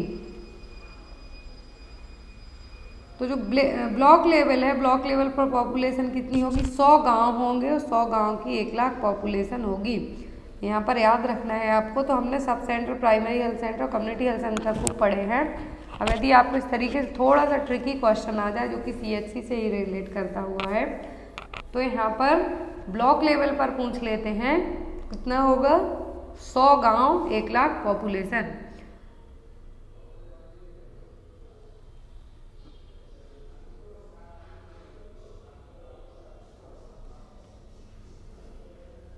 Next one is the pressure and duration set in autoclave for sterilization is. Sterilization में ऑटोक्लेविंग के लिए कितना प्रेशर और ड्यूरेशन सेट किया जाता है। 15 LB for 30 minute, 10 LB for 5 minute, 5 LB and 30 minute, 20 LB for 2 hour. Temperature कितना use किया जाता है, 120 डिग्री सेल्सियस। कितना, 120 डिग्री सेल्सियस। ड्यूरेशन होता है 20 से 30 मिनट तक का। प्रेशर की बात करें तो 15 LB, तो यहाँ पर आप किसको मार्क करेंगे, ऑप्शन नंबर ए को, 15 LB फॉर 30 मिनट। और ये स्टरलाइजेशन में डिपेंड करेगा ऑटोक्लेव में कि कौन सा आइटम आप स्टरलाइज कर रहे हैं। 20 to 30 मिनट यहाँ पर क्या होती है, एवरेज दी जाती है। Next one is early sign of hypoglycemia in patient. तो हाइपोग्लाइसेमिक पेशेंट का अर्ली साइन क्या होगा, थ्रस्ट, डायफोरेसिस, लेथार्जिक या फिर हाइपोटेंशन। तो हाइपोग्लाइसीमिया में क्या होगा, ग्लूकोज लेवल बहुत ज़्यादा डाउन हो जाएगा। तो हाइपोग्लाइसीमिया में पेशेंट को क्या देखने को मिलेगा, डायफोरेसिस, दैट मीन्स बहुत ज़्यादा स्वेटिंग है जो देखने को मिलेगी। पाल्पिटेशन होगा, हार्ट रेट बढ़ी हुई मिलेगी आपको देखने के लिए। ट्रिमर्स होगा, हंगर के, भूख के कारण भी कभी कभी हाइपोग्लाइसेमिक हेडेक होगा, नर्वसनेस होगी जब आप खाना खा लेते हैं। जिनको हाइपोग्लाइसीमिया नहीं है, दैट मीन्स जब है कि जब आपने खाया पिया नहीं, एनर्जेटिक नहीं है, तब आपको ये देखने को मिलेगा। लेकिन यदि आपको ब्लड शुगर लेवल आपका लो होता है, तब यहाँ पर फर्स्ट साइन देखने को मिलेगा, वो क्या होगा, डायफोरेसिस, स्वेटिंग होगी। लेट में तो यदि आपको पहले से रहा है और आपने इतना केयर नहीं किया, दैट मीन्स आपको पता है कि आप हाइपोग्लाइसेमिक हैं। यदि आप अपना ग्लूकोज लेवल मेंटेन करके नहीं चलते हैं, बार बार यही चीज़ होगी, तो साइन होंगे आपको confusion, irritation, staggering of walk, visual disturbance भी होगा, फेंट होगा, सीजर्स आ सकते हैं, कोमा में भी जा सकते हैं। ये क्या है, लेट साइन है। लेकिन अर्ली साइन में तो पाल्पिटेशन, डायफोरेसिस देखने को मिलेगा। Next one is human development index does not include. एक क्वेश्चन एग्जाम में आया था अभी रिसेंट में, ह्यूमन डेवलपमेंट इंडेक्स में क्या इंक्लूड नहीं है, adult literacy rate, life expectancy at age 1, real GDP पर capita, mean year of schooling. तो जो HDI इंडेक्स है इसमें क्या इंक्लूड नहीं है, तो वो एडल्ट लिटरेसी रेट। क्या है, एडल्ट लिटरेसी रेट। अब इसके जो ह्यूमन डेवलपमेंट इंडेक्स के जो 3 डायमेंशन है HDI के, वो क्या है, standard of living, education and health, their relationship with public social spending, जो कि हमें 2030 तक जो सस्टेनेबल डेवलपमेंट गोल रखा गया है 2030 तक हमें अचीव करना है। तो यहाँ पर HDI इंडेक्स में क्या इंक्लूड, लाइफ एक्सपेक्टेंसी इंक्लूड है, रियल GDP पर कैपिटा इंक्लूड है, mean year of schooling, education भी इंक्लूड है, लेकिन एडल्ट लिटरेसी रेट यहाँ पर इंक्लूड नहीं है। Next one is which vaccine is use to prevent the diarrhoea. कौन सी वैक्सीन डायरिया को प्रिवेंट करने के लिए दी जाती है, रोटा वायरस, OPV, DPT या फिर ऑल ऑफ दी अबव। तो डायरिया को प्रिवेंट करने के लिए जो वैक्सीन दी जाती है वो सबको पता है, वो रोटा वायरस वैक्सीन। कौन सी है? रोटा वायरस वैक्सीन, जो कि 6, 10 और 14 वीक्स में दी जाती है। जब डीपीटी पेंटावैलेंट वैक्सीन दी जाती है, 1.5 महीने की वैक्सीन जिसको हम कहें बच्चों में, उसी के साथ में ओरल रूट से भी दी जाती है। तो ओरल रूट से दी जाती है डायरिया को प्रिवेंट करने के लिए। ड्यूरेशन कब रहता है? 6 वीक, 10 वीक और 14 वीक्स। एवरी वैक्सीन के डोज में 4 वीक का गैप दिया जाता है। 6, 10, 14 वीक में दी जाती है। यदि ड्यूरेशन पूछें, ओरल दी जाती है, 5 ड्रॉप इसकी दी जाती हैं। कितनी? 5 ड्रॉप है जो दी जाती हैं। Next one is the type of pelvis. Only oral route से 2 वैक्सीन दी जाती है, ओपीवी और rota virus vaccine. Next one is the type of pelvis that has a long oval brim in which anterior posterior diameter is longer than the transverse diameter is called। तो pelvis की यहाँ पर पूरी character बता दिए हैं कि इस तरीके की है। आपको नाम बताना है कि ये कौन सी pelvis है। pelvis क्या है? लॉन्ग है, Oval brim, anterior posterior diameter longer है ट्रांसवर्स डायमीटर से। तो कौन सी pelvis है? गायनेकॉइड, एंड्रॉइड, एंथ्रोपॉइड या फिर प्लेटिप्लॉइड। तो कौन सी पेल्विस है? Anterior posterior diameter longer than transverse diameter है। ब्रिम कैसी है? ओवल शेप में है। तो ये क्या है? Anthropoid pelvis. ये रही यहाँ पर। तो यहाँ पर कौन सी पेल्विस है? एंथ्रोपॉइड पेल्विस, जो कि जनरली मेल्स में रहेगी। लेकिन यदि आपको एग्जाम में जरूरी नहीं एंथ्रोपॉइड पूछे, प्लेटोप्लॉइड पूछ लें, तो इनलेट आपको कैसी बताई जाएगी? ट्रांसवर्स ओवल, जो कि बहुत रेयर होती है। इसमें फिर आता है गायनेकॉइड, जो कि मोस्ट फेवरेबल आइडियल पेल्विस मानी जाती है वेजाइनल डिलीवरी के लिए। इसकी इनलेट ब्रिम कैसी होती है? राउंडेड शेप रहेगी। फिर आता है एंथ्रोपॉइड, जो कि 25% होगी, ओवल शेप इनलेट होगी, स्लाइटली नैरो होगी। और यहाँ पर जो फेस टू प्यूबिस डिलीवरी होगी इसमें देखने को मिलेगा, जिसमें रोटेशन है जो कॉमन रहेगा। 4 टाइप की पेल्विस होती हैं। इनकी आपको इनलेट याद रखना है, जो आपको एग्जाम में आ सकते हैं। राउंडेड किसका है? गायनेकॉइड का, ओवल शेप एंथ्रोपॉइड का, एंड्रॉइड का ट्रायंगुलर और हार्ट शेप याद रख सकते हैं आप। ट्रांसवर्सली ओवल किसका है? प्लेटिप्लॉइड का। Next one is after delivery the umbilical cord is clamped and cut. Delivery के बाद अम्बिलिकल कॉर्ड को क्लैम्प किया जाता है, फिर कट किया जाता है। On examining the number of vessels that should be present in the umbilical cord is। तो umbilical cord को पहले क्या किया जाता है? क्लैम्प। यदि आपसे ड्यूरेशन पूछें तो अर्ली होता है, एक होता है डिले। अर्ली क्लैम्प कब किया जाता है? जब या तो माँ के लिए RH आइसो इम्यूनाइजेशन की प्रॉब्लम हो, HIV मदर हो, जिससे मदर की जो डिसीज है बच्चे को ट्रांसफर ना हो पाए, तो उसमें अर्ली करेंगे। डिले करने का क्या फ़ायदा रहेगा कि बच्चे को जो पूरा कॉर्ड में ब्लड है वो चला जाएगा, तो एनीमिया से हम प्रिवेंट कर सकते हैं। पल्सेशन स्टॉप हो जाए तभी हमें कॉर्ड को कट करना होगा। तो इसके सब क्या है? बेसिक पॉइंट्स हैं जो आपको एग्जाम में आते हैं। तो यहाँ पर जब आप अम्बिलिकल कॉर्ड को क्लैम्प कट करेंगे तो कितनी आर्टरी और कितनी वेन रहेंगी, या फिर कितनी वेसल्स होंगी? 2 artery 1 when, 1 artery 2 when, 2 arteries 2 veins या फिर 1 आर्टरी 1 वेन। तो जब आप अम्बिलिकल कॉर्ड को कट करते हैं, क्लैम्प करके कट करेंगे, कितनी रहेंगी? 2 आर्टरी 1 वेन है जो प्रेजेंट रहेगी। Next is painless non rhythmic uterine contraction that are easily palpated from about 12 week of gestation is called. तो पेनलेस है, नॉन रिदमिक यूट्राइन कॉन्ट्रैक्शन है, जो कि 12 वीक की जेस्टेशन में आपको पाल्पेट होने लगेंगे, फील होने लगेंगे।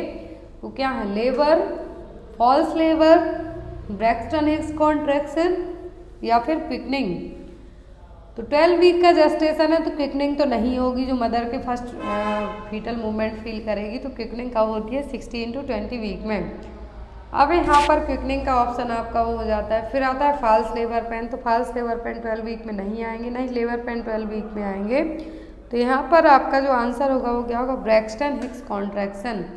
क्या है? ब्रैक्सटन हिक्स कॉन्ट्रैक्शन, जो कि 12 वीक की प्रेगनेंसी से ही आपको फील होने लगेंगे, क्योंकि पेनलेस है, दर्द नहीं होगा। इन्हें फॉल्स लेबर पेन में जो पेन होगा उसमें दर्द होगा। तो क्या है? पेनलेस है, नॉन रिदमिक कॉन्ट्रैक्शन है, जो कि 12 वीक के जेस्टेशन से ही फील हो रहे हैं, तो क्या कहलाएंगे? Braxton Hicks contraction. अब यहाँ पर क्विकनिंग है, तो क्विकनिंग क्या है? फर्स्ट फीटल मूवमेंट जो माँ को फील होगा वो है जनरली जो 16 to 20 वीक में फील होने लगता है।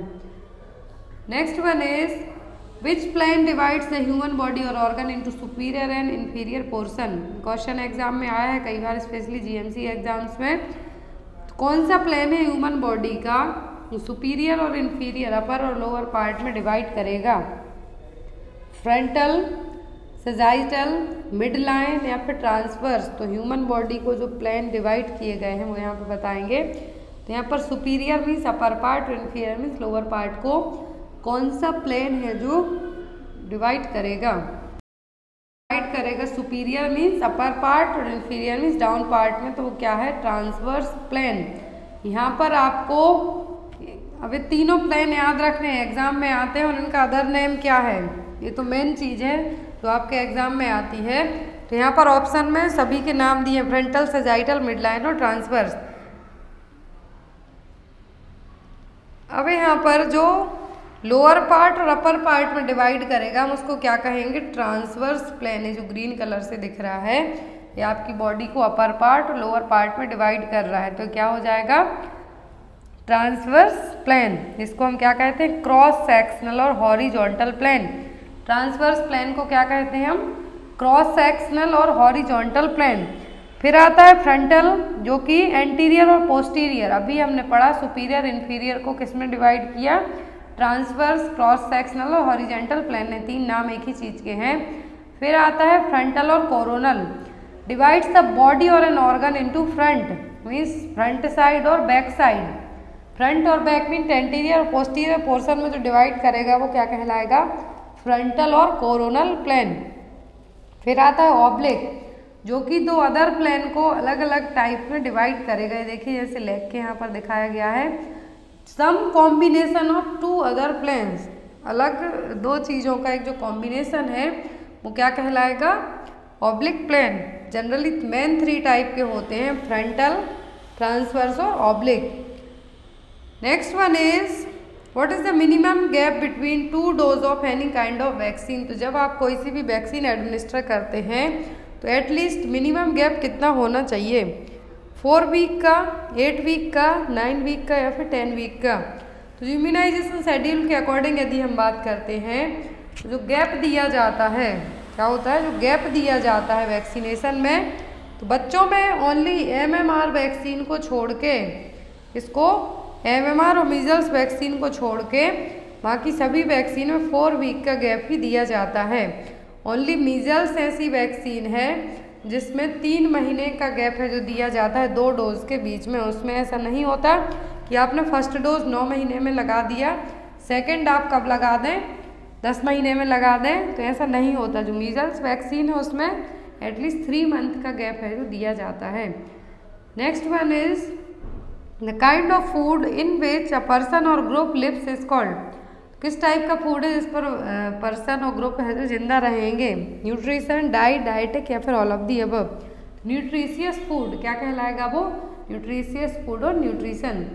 Next is during pregnancy deficiency of which of the following leads to NTD। तो NTD है जो प्रेगनेंसी में किसकी कमी के कारण बच्चे को होगा?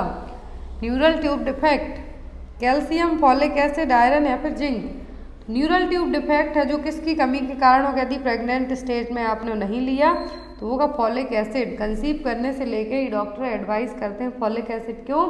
जिससे बेबी की जो न्यूरल ट्यूब है, स्पाइनल कॉर्ड है, वो प्रॉपर डेवलप हो। और नहीं हो पाती है तब क्या कंडीशन होगी? NTD। फिर NTD की अलग अलग कैटेगरीज होती हैं, वो आपको बच्चे को है जो डेवलप हो सकती हैं। प्रिवेंट कैसे कर सकते हैं हम? फॉलिक एसिड सप्लीमेंट्स लेके। किसके कारण होंगी? फॉलिक एसिड की कमी के कारण। और यहाँ पर एक टेस्ट होता है जिससे पता चलता है कि NTD है, नहीं तो वो अल्फा फीटोप्रोटीन। मैटरनल सीरम में यदि AFP का लेवल, अल्फा फीटोप्रोटीन का लेवल बढ़ा हुआ रहता है, दैट मीन्स बच्चे को क्या है? NTD कम रहेगा, दैट मीन्स क्या है? Down syndrome. Next is a positive early sign, early diagnosis of pregnancy is based on the presence of. तो पॉजिटिव साइन यहाँ पर कहा है प्रेगनेंसी को लेके, दैट मीन्स प्रेगनेंसी पॉजिटिव है या नहीं। कौन सा साइन होगा? Quickening, foetal heart rate, Chadwick sign, chorionic gonadotropin. तो यहाँ पर पॉजिटिव अर्ली डायग्नोसिस कहा है प्रेगनेंसी को लेके। सबको लगेगा HCG होगा, लेकिन नहीं। HCG इवन अबॉर्शन भी हो जाता है, तब भी आप यदि UPT टेस्ट करेंगे तो आपके ब्लड में, आपकी यूरिन टेस्ट में आपको क्या रहेगा, HCG हार्मोन है जो प्रेजेंट रहेगा, आपको लगेगा आप प्रेग्नेंट हैं। इवन तो यहाँ पर और कुछ मोलार प्रेगनेंसी होती हैं जिसमें भी HCG का लेवल बढ़ा हुआ रहेगा। तो यदि क्विकनिंग की बात करें तो क्विकनिंग है 16 to 20 वीक में फील होगा। चैडविक साइन है जो कंफर्म नहीं कर सकता प्रेगनेंसी को, क्योंकि प्रोबेबल साइन में आएगा। पॉजिटिव साइन में क्या होगा, फीटल हार्ट रेट। 3 टाइप के साइन होते हैं, प्रिजम्पटिव, प्रोबेबल और पॉजिटिव। तो यदि पॉजिटिव पूछते हैं तो फीटल हार्ट रेट आपका है जो कंफर्मेटरी साइन होना चाहिए, फीटस का विजुअलाइजेशन होना चाहिए जो कि आप USG से कर सकते हैं। लेकिन यहाँ पर प्रिजम्पटिव दैट मीन्स आप प्रिज्यूम कर रहे हैं, आपको लगता है कि प्रेग्नेंट हैं बट कंफर्म नहीं है। तो कौन से साइन होंगे, amenorrhoea, fatigue, nausea, vomiting, breast changes, quickening and urinary frequency. तो ये क्या होगा, प्रिजम्पटिव। आपने इनको प्रिज्यूम किया। प्रोबेबल का मतलब जो एग्जामिनर है उसने चेक किया, तो क्या होंगे, गॉडेल्स, चैडविक, हैगर्स, मलॉटमेंट, positive pregnancy test, Braxton Hicks contraction. तो क्या होगा, प्रोबेबल। लेकिन जब पॉजिटिव मीन्स प्रेगनेंसी कंफर्म है 100%, तब क्या होगा, फीटल हार्ट रेट है जो आपको सुनाई देगी। USG करेंगे तो फीटस है जो विजुअलाइज होगा। Next one is the sign of true labour is. तो ट्रू लेबर के साइन क्या हैं, fetus drops into brim of pelvis, uterine contractions are regular and effective, spontaneous rupture of membrane occurs, mucus plug expelled from the cervix। तो true labour के sign कौन से हैं, तो ट्रू लेबर पेन में क्या होगा, यूट्राइन कॉन्ट्रैक्शन रेगुलर होंगे, इफेक्टिव होंगे, उनकी फ्रिक्वेंसी भी तेज रहेगी, इंटेंसिटी भी तेज होगी। तो यहाँ पर ट्रू लेबर पेन के साइन क्या हो जाएंगे, uterine contraction regular and effective. True labour pain और फॉल्स लेबर पेन में, जो ट्रू लेबर पेन में यूट्राइन कॉन्ट्रैक्शन आएंगे, रेगुलर होंगे, प्रेडिक्टेबल होंगे, लेकिन रेगुलर फॉल्स लेबर पेन में होंगे। दैट मीन्स आप रेस्ट करेंगे या कुछ करेंगे तो ठीक हो जाएंगे।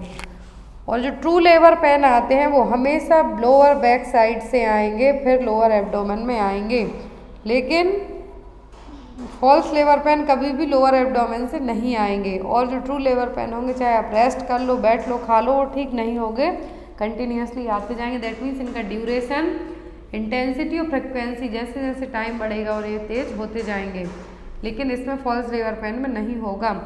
मेन साइन क्या होता है इसमें, ट्रू लेबर पेन में 3 चीज़ें बेसिकली याद रखना है कि ब्लड शो देखने को मिलेगा, म्यूकस डिस्चार्ज होगा ट्रू लेबर पेन में। लेबर पेन में जो यूट्राइन कॉन्ट्रैक्शन होंगे धीरे धीरे फास्ट होते जाएंगे, सर्वाइकल चेंजेस देखने को मिलेंगे, सर्विक्स है जो डायलेट होना स्टार्ट कर देगी। Next one is what is the average duration of first stage of labour in primigravida. तो प्रीमी ग्रेविडा मदर में फर्स्ट स्टेज का कितना ड्यूरेशन होगा लेबर के लिए, 12 आवर, 6 आवर, 10 आवर या फिर 15 आवर। तो प्रीमी ग्रेविडा मदर की बात की जा रही है यदि, तो प्रीमी ग्रेविडा में फर्स्ट स्टेज कितने टाइम के लिए रहेगी, 12 घंटे के लिए। देखिए यहाँ पर प्रीमी ग्रेविडा में फर्स्ट स्टेज 12 आवर रहेगी, मल्टी ग्रेविडा में 6 आवर हाफ हो जाती है, क्योंकि ऑलरेडी सर्विक्स प्रीवियसली डिलीवरी के कारण क्या रहती है, एफासमेंट रहेगा वहाँ पर आपको। सेकेंड स्टेज होगी 2 आवर की प्रीमी में, और मल्टी ग्रेविडा में 30 मिनट की। सेकेंड स्टेज का, फर्स्ट स्टेज का मतलब क्या होगा, सर्विक्स डायलेट होना। सेकेंड स्टेज में क्या होगा, बेबी एक्सपल्सन होगा, सर्विक्स डायलेट से लेके बेबी एक्सपेल्ड होगा, 2 घंटे लगेंगे, 30 मिनट लगेंगे मल्टी ग्रेविडा में। थर्ड स्टेज में क्या होगा, जो प्लेसेंटा है वो बाहर आएगा। प्रीमी और मल्टी ग्रेविडा में दोनों में 15 मिनट का टाइम, 15 मिनट का टाइम लगेगा। लेकिन यदि इनकेस यहाँ पर 15 मिनट कहा है, थर्ड स्टेज ऑफ लेबर में भी प्लेसेंटा 30 मिनट तक भी बाहर नहीं आता है, तब उसको क्या कहते हैं, रिटेंड प्लेसेंटा, फिर उसको मैनुअली है जो रिमूव करेंगे। Next one is retained placenta most common reason भी हो सकता है PPH के लिए, किसके लिए, सेकेंडरी PPH के लिए। Next is which stage of labour start from full dilatation of cervix and end with expulsion of foetus from birth canal is known as. तो लेबर की कौन सी स्टेज है, स्टार्ट होगी सर्विक्स के फुल डायलिटेशन से, एंड होगी बेबी के एक्सपल्सन से।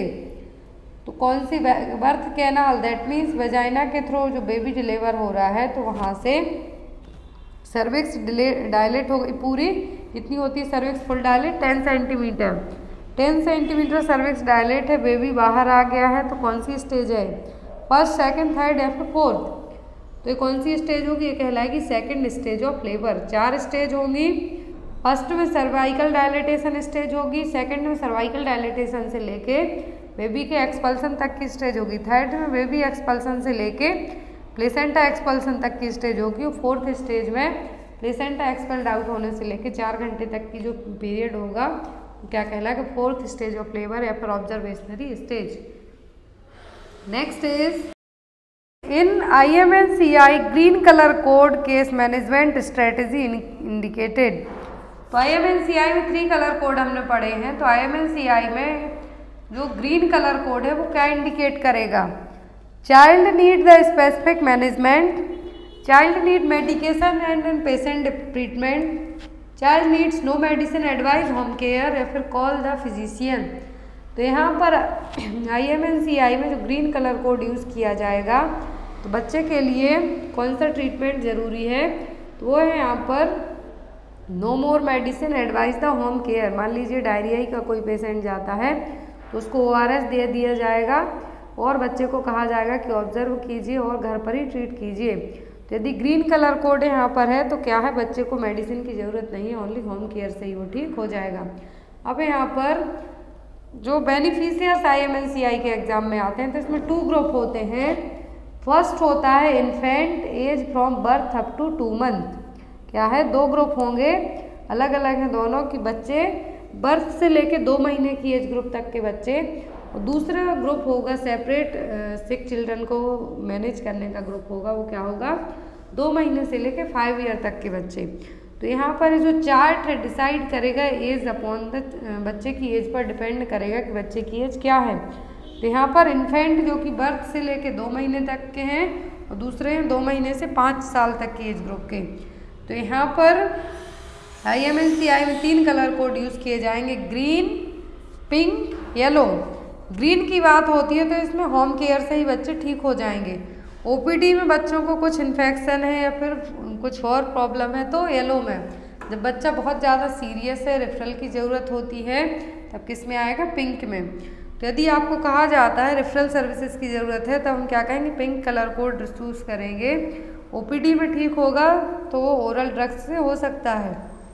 होम मैनेजमेंट में बच्चे को ज़्यादा मेडिसिन नहीं दी जाएंगी, फीड कीजिए, फॉलोअप करवाइए और डेंजर साइन के लिए आप ऑब्जर्व कीजिए।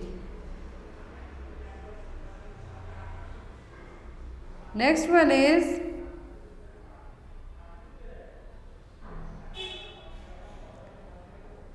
Parenteral polio vaccine is also known as. Parenteral का मतलब होगा इंजेक्टेबल पोलियो वैक्सीन के लिए, और हम क्या कहेंगे? 7 साल पेंटावेलेंट या फिर नन ऑफ दी अबव। तो पेरेंट्रल के लिए क्या कहेंगे? इंजेक्टेबल के लिए साल्क वैक्सीन, क्योंकि ये साइंटिस्ट साल्क ने इसकी डिस्कवरी की थी। OPV को हम क्या कहेंगे? 7 vaccine. Next one is which of the following drug is administered sublingually for the management of angina pectoris. तो यदि एंजाइना पेक्टोरिस का मरीज है तो कौन सी मेडिसिन देंगे? वारफ्रिन, नाइट्रोग्लिसरीन, एंटेनोलॉल या फिर एस्प्रिन। तो एंजाइना पेक्टोरिस में सबलिंगुअली एक ही मेडिसिन दी जाती है, वो होती है नाइट्रोग्लिसरीन। क्या दी जाती है? अंडर द टंग क्या दिया जाता है? Nitroglycerine. Next one is what are the 6 killer disease against which immunization provide protection. तो कौन सी हैं जो 6 किलर डिसीज हैं? एग्जाम में आपको आ सकती हैं। 6 किलर डिसीज सभी हैं, किसी एक को छोड़कर, या फिर कौन सी हैं? Polio, diphtheria, pertussis, tetanus, TB, measles. Second में measles, mumps, rubella, TB, polio, hepatitis B, diphtheria, pertussis, tetanus, polio and meningitis, FD, none of the above. तो जो यहाँ पर 6 किलर डिसीज हैं जिनके अगेंस्ट इम्यूनाइजेशन करवाया जाता है उनको प्रोटेक्ट करने के लिए, वो है यहाँ पर polio, DPT, TB and measles. DPT का मतलब है यहाँ पर डिप्थीरिया, पर्टिसिस, टिटनेस, TB, मीजल्स हैं। पोलियो क्या है? 6 किलर डिसीज हैं। WHO ने जो यहाँ पर और यूनिवर्सल चाइल्डहुड इम्यूनाइजेशन में लाई गई थी, वो क्या थी? 6 डिसीज थी। Next one is the thick yellow milk secreted by mother just after the 2 days of delivery is known as. Delivery के तुरंत बाद ब्रेस्ट से मेमरी ग्लैंड से थिक येलो कलर का फ्लूइड डिस्चार्ज होगा, वो क्या कहलाएगा? Colostrum, hind milk, transitional milk या फिर लेन्यूगो। तो जो आफ्टर द डिलीवरी क्या है? थिक कलर का येलो मिल्क निकलेगा, वो क्या कहलाता है? Colostrum. Next is which hormone is responsible for milk production. तो मिल्क को प्रोड्यूस करने के लिए कौन सा हार्मोन रिस्पॉन्सिबल होगा? प्रोलैक्टिन, ऑक्सीटोसिन, थायरॉक्सिन या फिर प्रोजेस्टेरोन। चारों हार्मोन अपना अलग अलग काम करेंगे। तो प्रोलैक्टिन क्या करेगा? मिल्क को प्रोड्यूस करेगा। ऑक्सीटोसिन क्या करेगा? जो मिल्क प्रोड्यूस किया गया प्रोलैक्टिन हार्मोन के थ्रू मेमरी ग्लैंड में, उसको बाहर निकालने का काम कौन करेगा? ऑक्सीटोसिन। तो जब बेबी सक करेगा तो वहाँ पर लेट डाउन रिफ्लेक्स काम करेगा, तो उसके लिए भी कौन सा हार्मोन रिस्पॉन्सिबल है? ऑक्सीटोसिन। थायरॉक्सिन थायराइड ग्लैंड के फंक्शनिंग में हेल्प करेगा। प्रोजेस्टेरोन नॉर्मल प्रेगनेंसी को कंटिन्यू करने में हेल्प करेगा। Next one is crawling of an infant occurs at age group. तो क्राउलिंग बच्चे रेंगना कब स्टार्ट कर रहे हैं? 8 से 9 महीने में, 2 से 3 महीने में, 4 से 5 महीने में कि 6 से 8 महीने में? तो क्राउलिंग इन्फेंट्स स्टार्ट करेंगे 8 to 9 मंथ में। कब? 8 to 9 मंथ में। ये ग्रोथ एंड डेवलपमेंट का क्वेश्चन है यहाँ पर। क्राउलिंग, क्रैपिंग एग्जाम में आते हैं आपको। तो क्राउलिंग पूछे तो 8 से 9 महीने में, यदि नेक होल्डिंग पूछे तो 2 to 3 मंथ में। Next one is which medicine is used to inhibit the milk secretion from breast after the delivery. बहुत ही अच्छा क्वेश्चन है कि कौन सी मेडिसिन यूज़ की जाएगी यदि डिलीवरी के बाद माँ अपने बच्चे को ब्रेस्ट फीड नहीं कराना चाहती, या फिर उसको कुछ मेडिकल प्रॉब्लम हो या फिर कुछ पर्सनल इशू हो, जो भी रीज़न हो, वो अपने बच्चे को फीड नहीं कराना चाहती, तो हमें उस मिल्क सीक्रेशन को इनहिबिट करना है, स्टॉप करना है। जो मिल्क ब्रेस्ट मिल्क में बन रहा है तो उसको हम कौन सी मेडिसिन दे के स्टॉप कर सकते हैं? ब्रोमोक्रिप्टिन से, मिथार्जिन से, एस्ट्रोजन से या फिर ऑल ऑफ दी अबव से। जो मेडिसिन यूज़ की जाएगी वो क्या होगी? ब्रोमोक्रिप्टिन। क्या होगी? ब्रोमोक्रिप्टिन। ब्रेस्ट मिल्क की बात हो रही है तो ब्रेस्ट मिल्क में जो कोलेस्ट्रम रहता है उसमें 8.6% प्रोटीन होगा, 2.3% फैट होगा, कार्बोहाइड्रेट 3.2% होगा, वाटर 86% प्रेजेंट होगा। स्क्रीनशॉट ले लें आप इसका या फिर अपनी नोटबुक में लिख लें। एग्जाम में आता है कि कोलेस्ट्रॉल में कितना प्रोटीन होगा? 8.6%, फैट 2.3%, कार्बोहाइड्रेट 3.2%। इम्यूनोग्लोबुलिन ए है जो ओनली ब्रेस्ट मिल्क में प्रेजेंट होगा। प्लेसेंटा को क्रॉस ओनली IgG कर सकता है, लेकिन मिल्क में क्या होगा? ब्रेस्ट मिल्क में IgA। और ब्रेस्ट मिल्क का जो मेजर प्रोटीन है वो कौन सा? वे प्रोटीन या फिर lactalbumin. Next is which content present in breast milk that protect from baby to parasitic infection just like malaria. तो ब्रेस्ट मिल्क में कौन सा ऐसा कंटेंट रहेगा जो बेबी को पैरासाइटिक इन्फेक्शन से प्रिवेंट करेगा? पाबा, IgA, IgG या फिर लैक्टोफेरिन। तो पैरासाइटिक इन्फेक्शन क्या होते हैं? मलेरिया, जो कि पैरासाइट के थ्रू होंगे। तो यहाँ पर जो मलेरिया है या फिर कोई अदर पैरासाइटिक इन्फेक्शन है तो ब्रेस्ट मिल्क का कौन सा कंटेंट उससे प्रोटेक्ट करेगा? तो होगा PABA, para amino benzoic acid. Exam में आता है आपके लिए यहाँ पर मलेरिया की जगह कोई सा भी पैरासाइटिक इन्फेक्शन दे दें आपको और पूछें कि ब्रेस्ट मिल्क का कौन सा कंटेंट है, केमिकल है जो पैरासाइटिक इन्फेक्शन से बच्चे को प्रिवेंट करेगा, तो वो होगा यहाँ पर PABA, para amino benzoic acid.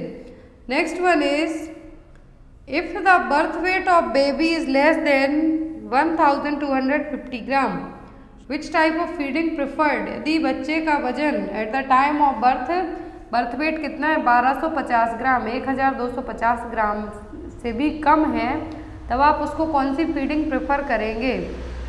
Baby में need IV fluid initially, breast feeding, पाला दाई या फिर ऑल ऑफ दी अबव। तो अब यहाँ पर नॉर्मल बच्चे का बर्थ वेट कितना होना चाहिए? 2.5 kg से ज़्यादा होता है, मोर देन 2.5 kg। लेकिन यहाँ पर तो 1250 ग्राम ही है जब बच्चे का वेट, तो हम कौन सी फीडिंग प्रेफर करेंगे? तो ऐसे बच्चे में IV फ्लूइड की तुरंत ज़रूरत होगी। अब यहाँ पर इन्फेंट में, बेबी में फीडिंग की बात की जा रही है, कितने वेट पर कौन सी फीडिंग है जो प्रॉपर रहना चाहिए। तो यदि बच्चे का वेट लेस देन 1250 ग्राम है तब हमें उसको इनिशिएटली आईवी फ्लूइड से and then after the orogastric feeding है जो देना चाहिए। बच्चा इस टाइम पर ना तो पालादाई, ना ब्रेस्ट फीडिंग, ना बॉटल फीडिंग है जो कर पाएगा। तो यदि बर्थ वेट आपको कहते हैं कि लेस देन 1250 ग्राम से भी कम है तब हम बेबी को तुरंत इनिशियली आईवी फ्लूइड देना है एंड देन आफ्टर इसके बाद आप ओरोगैस्ट्रिक फीडिंग है जो दे सकते हैं। यदि जब बच्चे का वेट 1250 से 1500 ग्राम तक होगा तब हम उसको स्पून फीडिंग, पालादाई और ओरोगैस्ट्रिक फीडिंग है जो दे सकते हैं। और जब 1500 से 2000 ग्राम तक की बात होती है तो कुछ बच्चे, mostly baby, breast feed accept कर लेते हैं, ब्रेस्ट फीडिंग करने लगते हैं, लेकिन जिनसे नहीं बनता वो पालादाई से भी फीड कर सकते हैं। जब 2000 ग्राम से ज़्यादा होता है तो ब्रेस्ट फीडिंग विथ मॉनिटरिंग के करवाया जा सकता है। Next one is what is the correct about breast milk. Breast milk को लेकर सही पॉइंट क्या है।